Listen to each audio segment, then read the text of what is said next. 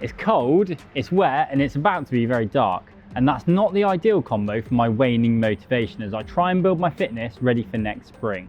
Unfortunately, there's also work to do, spreadsheets to look at. So whilst the pros swan off to southern Spain, I'm stuck trying to prepare for my next year's Maratona Gran Fondo and my strongest season yet in the damp and dreary UK winter. Again. Coming up are my tips and tricks on how to stay motivated during the winter months, maintain that summer fitness, and integrate winter cycling around a busy work schedule. Here are top tips to make the most of your time in these darker months. Got any tips we've missed? Stick them in the comments below. Tip 1, use indoor training to your advantage. Braving the cold and wet isn't the only way to get those training and social rides in this winter. It's the 21st century. Riding indoors isn't cheating, and regardless of your experience level, you can use it for time-efficient training to get fitter. Indoor cycling platforms are popular because they provide a great alternative to riding outside when you're tight for time and the weather is, well, what it is. Here's an example. I've just got in from work. I'm busting a gut down the Champs-Élysées, trying to stay in a crit race. There's no traffic, the roads are full of cyclists, and it's not raining either. Okay, I'm not really there. I'm sat on the turbo in my garage on Zwift.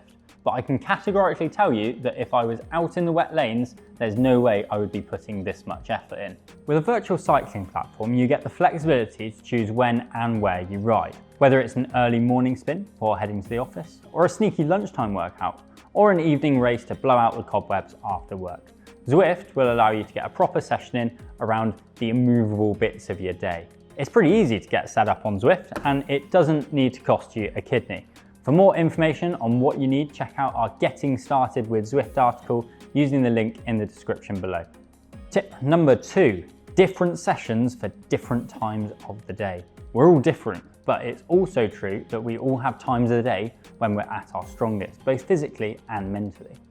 Different workouts suit different times of the day, and choosing the right session at the right time is likely to improve not only your enjoyment, but also your ability to sustain your training week after week to keep building those gains. Riding early in the morning can be ideal to avoid work-related conflicts. If you're starting your session before work, then consider a low-intensity ride to ease you into the day. Some riders like to do a fasted ride before breakfast, as there are studies that show it helps teach your body to use fat as an energy source. If you're hopping on the bike during a lunch break, a tempo-focused session might be a good choice. It will give you a solid workout without being too fatiguing to ensure you're still fresh enough to tackle those afternoon meetings without dozing off in your chair. And finally, if you find it easier to fit in riding after work, then this is when I'd tackle a high-intensity session like a Zwift race or one of their set workouts. This is great for releasing the day's stresses whilst giving you a solid workout. Dave from accounts being difficult again, take it out on the pedals. Tip number 3, do work while cycling, but don't tell your boss. Okay, so this one isn't going to apply to everyone, but with the new way of life, with hybrid working, working from home and flexi time or whatever they call it, we've all got a bit better at multitasking. Why not use that to your advantage? Is there a bit of your working day that can be done from the turbo? Now, we're not suggesting a full-on skive, but perhaps part of your job consists of listening to or watching a presentation, some online training, even checking and replying to some emails. It might seem a bit cheeky, but really, who's going to know you've just managed to cram in some extra low-intensity pedaling? In fact, combining virtual meetings with virtual miles might just be my new favourite thing. Just please don't tell my boss. Tip number 4, little and often is just fine. It's easy to think that to be at your fittest, you have to be cramming in lots of long rides. But for many of us, that's unrealistic, especially during the winter when the days are shorter. Personally, I like to save my long rides for the weekends, either on one of Zwift's Fondo rides or out in the real world if the weather's looking up and I can convince my mates to brave the chill. But one of the great things about Zwifting is that it's so time efficient. Even if you only have a spare 30 minutes, then you can still get a 25-minute solid training in. You can warm up, absolutely murder your legs in one of the many available events, and then cool down, all in the time it takes for you to cook some tea. If your ears are pricked up hearing this, then I'd recommend checking out the 30 Minutes to Burn collection, which has 31 workouts that will have you warmed up, worked, and cooled down in 30 minutes or less. At the start of each week, I like to try and set myself a target of the number of days I can commit to riding. as well as note which days might be enforced rest days, because, you know, life. I won't always be able to stick to that plan, but it does help me get on my bike, which I often find the hardest bit. If you are committed to doing a lot of training indoors, then Zwift training plan feature can be tailored to the amount of hours you want to ride per week. It doesn't matter when those sessions are completed, but it will give you a target to aim for at the time of year when motivation is at its lowest.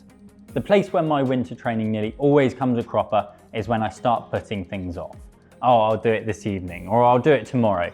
Chances are something will come up, your other half will have made plans that they swore they told you about, the traffic will be bad, or just general life gets in the way. To try and counteract this, structuring your week can really help. I have set sessions that I do on set days at set times, and normally I can work the other stuff around them. A meetup for a Zwift group ride with mates that will hold you accountable if you don't show up is a good way to make sure you keep a slot free. And also, you can hop on Zwift's chat or Discord and take the piss out of them like you would outdoors. Or find a regular event that you like and try and ride that every week. On Zwift, I like to select my workout, race or group ride at the very least the night before, using the events tab on the Zwift companion app. There's loads of choice with events starting at all times of the day, and you can filter it to the type of ride that you want to do. The Zwift companion app can also send you notifications if a mate starts riding, so you can join them if you're free.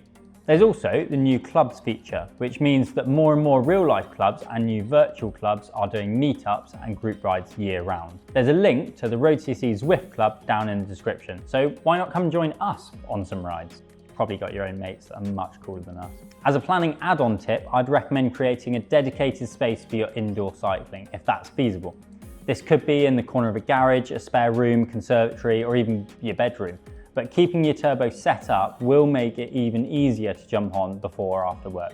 You can get your water, gels, towel, fan, and whatever else you need lined up, so you can jump on in double quick time. Unless you're really keen or slightly deranged, then it's most likely that you will put in less hours during the winter months than you do during the summer.